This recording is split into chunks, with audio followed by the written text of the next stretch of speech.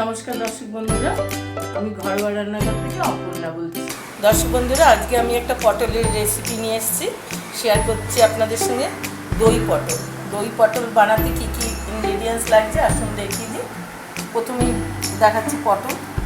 একটু মোটা মোটা এই পটলটা আমি খোসা ছাড়িয়ে একটু নুন হলুদ মাখিয়ে রেখেছি। আর এর মধ্যে দিতে হবে আমি মশলার মধ্যে দই পটল, যেহেতু দই তো অবশ্যই লাগবে। দইটা আমি মাপ মতো নিয়ে ফেটিয়ে নেব রান্নার সময়। আর মশলার মধ্যে একটু লঙ্কা, আদা, টমেটো, কাজু এই দিচ্ছি। আর শুকনো মশলার মধ্যে ধনে, জিরে, একটু সবজি মশলা আর একটু গরম মশলা আর এই গোটা এগুলো মশলাগুলো ফোড়নে দিতে হবে।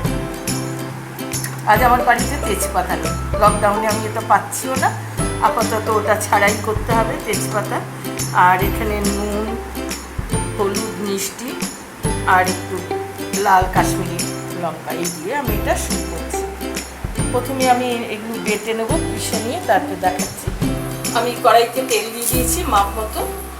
পটল ভাজা হয়ে যেটুকু বাজবে তার মধ্যে আমি করব মশলাটা ভাজবো। এই প্রথমেই পটলটা ভেজে নিই।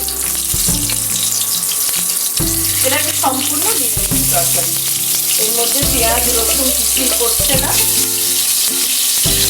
এটা খুব উপাদেয় খাদ্য।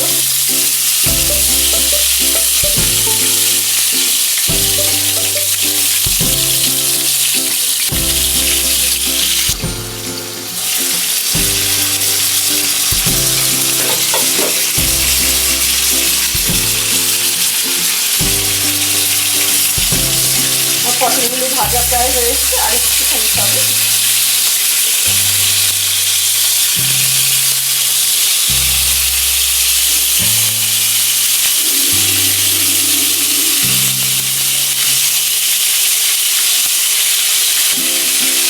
এবার আমি তুলে নিচ্ছি।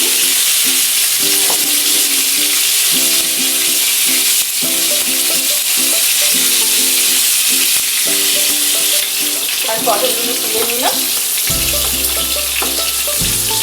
এর থেকে বেশি ভাজলে পটলে শক্ত হয়ে যাবে, হালকা থাকে নিলে না, মোটামুটি লাল রঙ করে ভেজে নিতে হবে।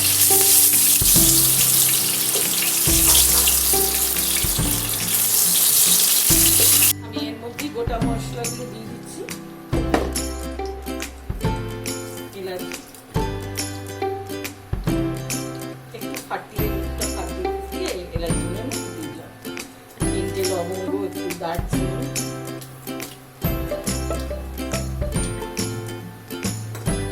এবারে আমি যে মশলাটা পিষে রেখেছিলাম কাজু দিয়ে লঙ্কা আর আদা দিয়ে সেই পেস্টটা এর মধ্যে এবার আমি সব ধনে, জিরে, গরম মশলা এগুলো দিয়ে দিলাম। মশলাগুলো ভাজা হয়ে যাবে।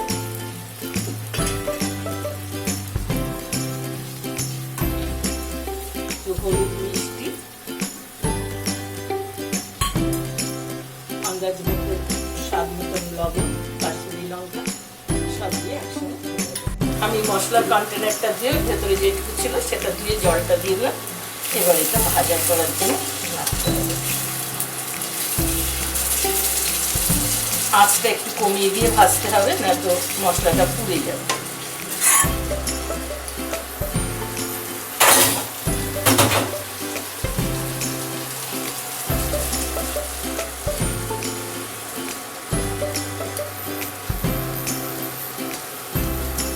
সম্পূর্ণ মশলাটা ভাজা হয়ে জল ছেড়ে তেল ছাড়বে, যখন এই তেল ছাড়ার পরে তখন পটলগুলো দিয়ে নাড়তে হবে।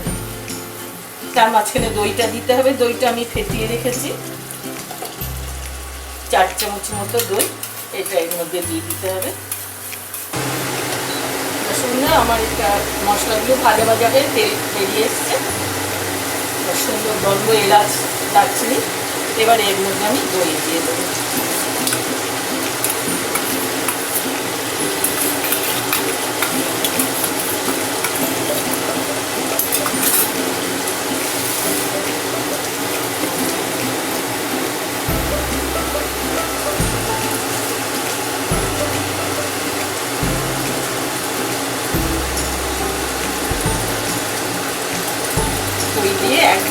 নাড়তে হবে, নাড়তে লেগে যাবে, দইটাও দানা দানা বেঁধে যাবে।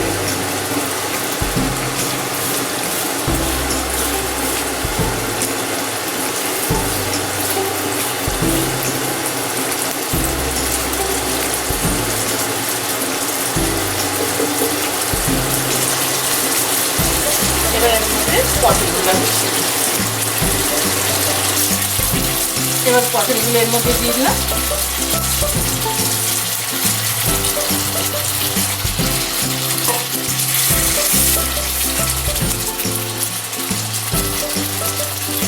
আমি দইয়ের বাটিটা ধোয়া জলটা এবারে দিলাম, অল্প একটু জল সেদ্ধ হবে, মাখো মতো ঝোলটা হবে, দিয়ে দিতে হবে মাখো।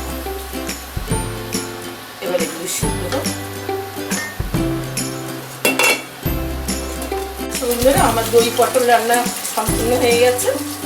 আমার ভিডিওটা ভালো লাগলে লাইক করবেন, সাবস্ক্রাইব করবেন, বেল আইকনটা টিপে দেবেন, আপনাদের বন্ধুদের সকলের সঙ্গে শেয়ার করবেন। আজকের মতো রাখছি, আগামী দিনে নতুন রেসিপি নিয়ে আসবো।